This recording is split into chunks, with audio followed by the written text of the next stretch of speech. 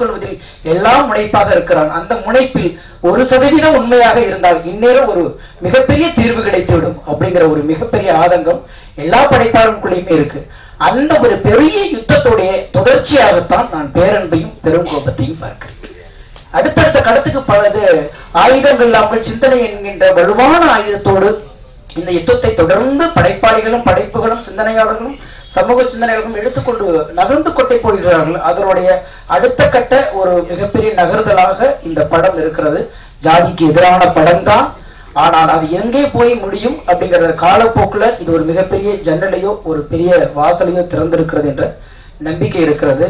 எந்த மேடையில் நான் ரொம்ப விரும்புறதுன்னா, தினந்தோறும் அண்ணனுடைய பேச்சை கேட்டுக்கிட்டே இருந்தாலும் இந்த மாதிரி மேடைகள்ல தான் அண்ணனுடைய குரல் ரொம்ப அழுத்தமா இருக்கணும் அப்படிங்கிறதுனால என்னுடைய நேரத்தையும் அண்ணன் சீமான் அவர்களுக்கு கொடுத்து நடித்த அத்தனை பேருக்கும் அற்புதமா பண்ணியிருக்காங்க. அழகா வேலை வாங்கிருக்கீங்க. எப்பவுமே வந்து ஒரு வலுவான சிந்தனைக்கு பிரம்மாண்டம் தேவையில்லை என்ற அழுத்தமா ஒரு விஷயத்த சொல்லலாம். அது போல இந்த வலுவான படத்திற்கு பிரம்மாண்டம் தேவையில்லை என்றாலும் நம்மளுடைய பிரியங்கள் தேவைப்படுகிறது. உங்கள் பிரியத்தால் இந்த படம் வெற்றி பெறட்டும். நன்றி, வணக்கம், வாழ்த்துக்கள். ரொம்ப சந்தோஷமா இருக்கு. சிவபிரகாசம் முதல் திரைப்படம் அவருக்கு, என்னுடைய நண்பர். இந்த திரைப்படம் வந்து சில திரைப்படங்கள் வெற்றி அடையும் போது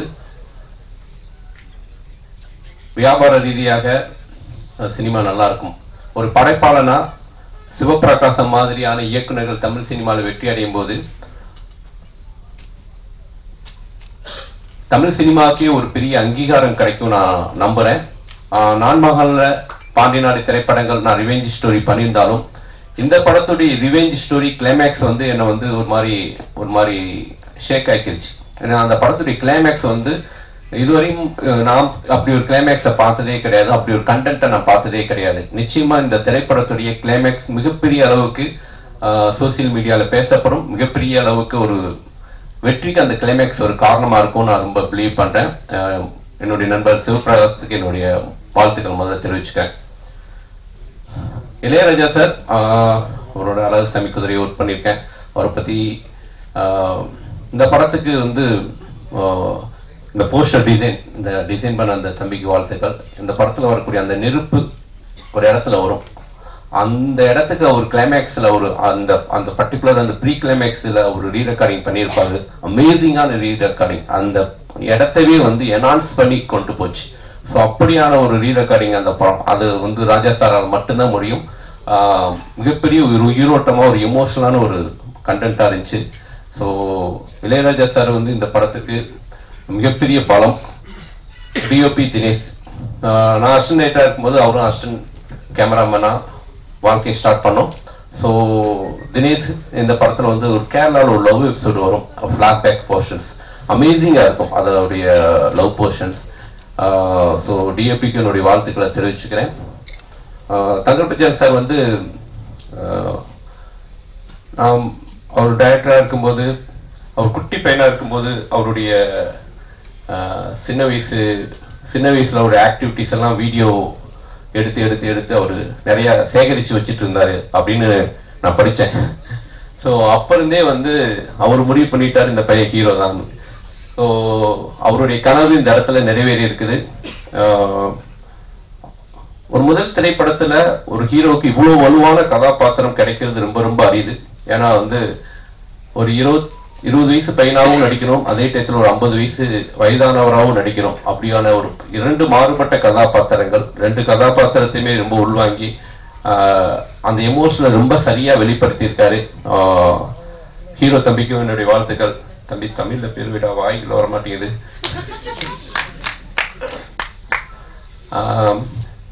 ஷாலி இந்த படம் பார்த்து முடிச்சோடனே நான் வந்து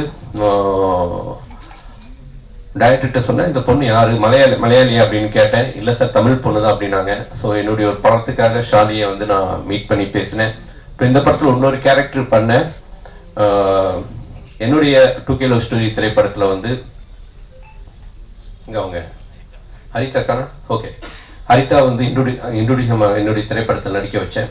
ஸோ இந்த படத்துடைய மெயினாக இந்த படம் என்ன அப்படின்னா, இந்த படத்துடைய கிளைமேக்ஸ் தான் இந்த படத்தை வந்து வேறொரு திரைப்படமா மாத்துது. அதனால இந்த திரைப்படம் நிச்சயமா வந்து மக்களுக்கு ஒரு புது விதமான உணர்வு கிடைக்கும். இந்த திரைப்படத்தின் மூலம் தமிழ் சினிமாவுக்கு ஒரு நல்ல ஹீரோ கிடைச்சிருக்காரு. கண்டிப்பா ஒரு பேஷனான ஒரு ஹீரோவா தமிழ் சினிமால, ஏன்னா ஒரு இயக்குனருடைய பையன் ஒரு இயக்குனருடைய வழியை புரிஞ்சுக்கிட்டு அவருக்கு சப்போர்ட் பண்ணியிருக்காரு. நிச்சயம் இந்த திரைப்படம் மிகப்பெரிய வெற்றி அடையும். இந்த திரைப்படத்தை வாங்கி ரிலீஸ் பண்ணக்கூடிய சார் உங்களுக்கும் என்னுடைய வாழ்த்துக்கள் சார். Thank you so much.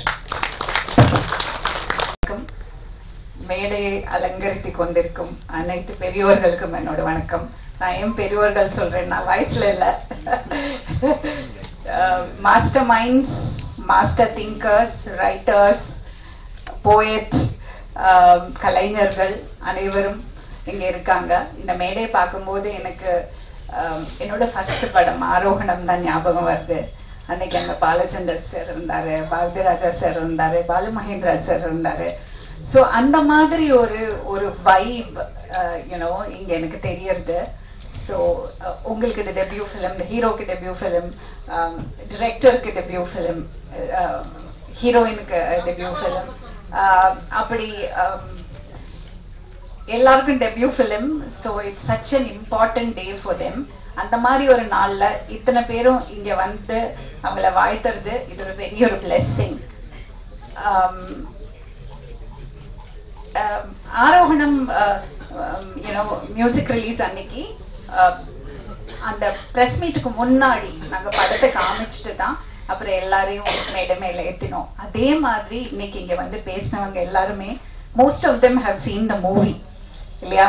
படத்தை பார்த்துட்டு இப்போ சுஷீந்திரன் சார் பேசும்போது அவர் படம் பார்த்துட்டு அவ்வளோ உணர்வு பூர்வமாக பேசினாரு. He's a brilliant director, brilliant writer. அவர் வந்து எனக்கு கிளைமேக்ஸ் வந்து இவ்வளோ தூரம் ஒரு தாக்கத்தை ஏற்படுத்துதுன்னு சொல்லும் போது நமக்கு அது நிஜமாவே இந்த படத்தை பார்க்கணும்னு தோணுது.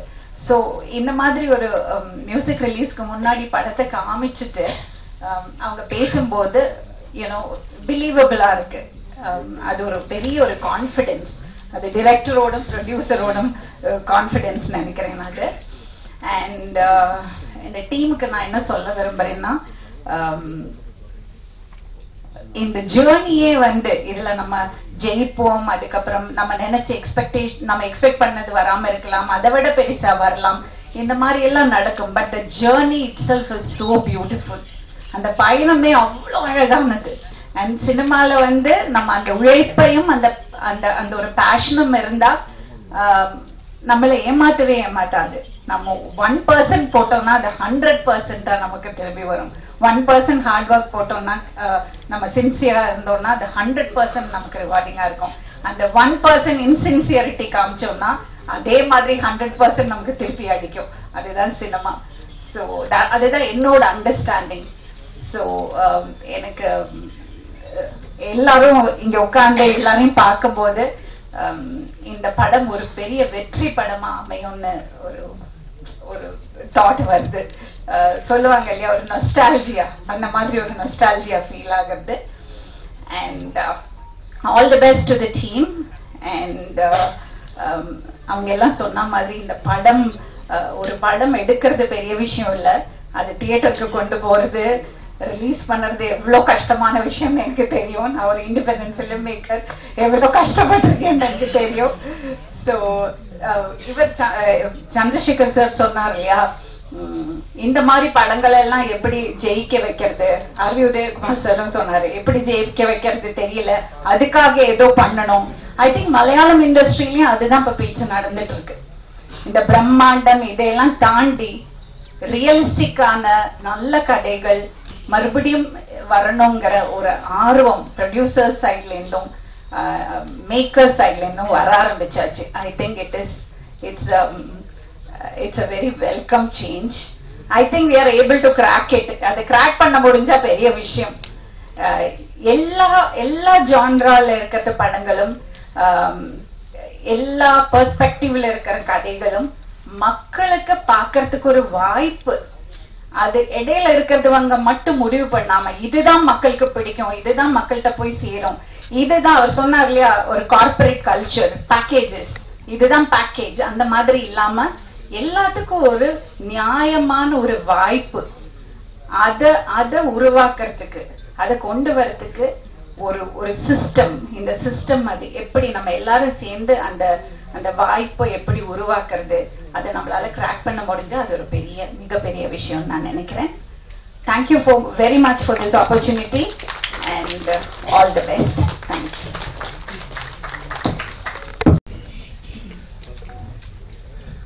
அனைவருக்கும் வணக்கம். அன்னையில என்ன பேசுறே தெரியல எனக்கு. பேரன்பும் பெருங்கோபமும்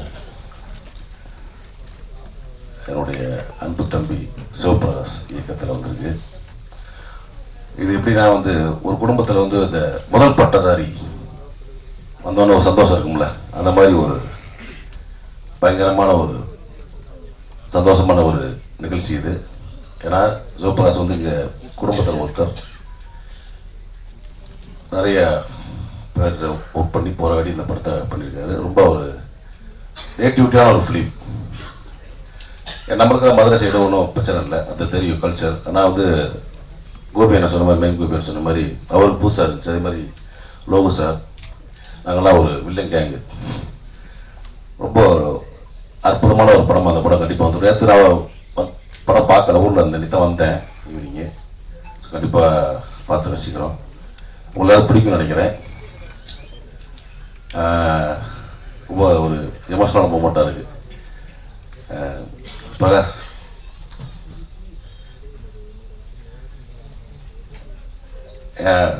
அன்பு மகள் அருணி அவங்க அப்பாவோட விழாவை வீடியோ எடுத்துட்டு அருணி வா வா வா வா.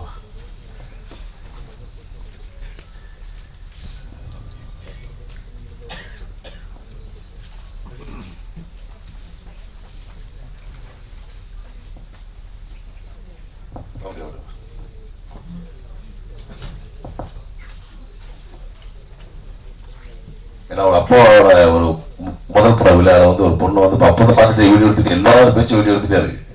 ரொம்ப ஒரு எமோஷனலான மூமெண்ட்டாக இருந்துச்சு. கண்டிப்பாக பிரகாஷ் ஜெயிச்சுருவோம், கண்டிப்பாக ஜெயிப்போம். இந்த விழாவை கண்டிப்பாக சபி மேலே பார்த்துட்டு நினைக்கிறேன்.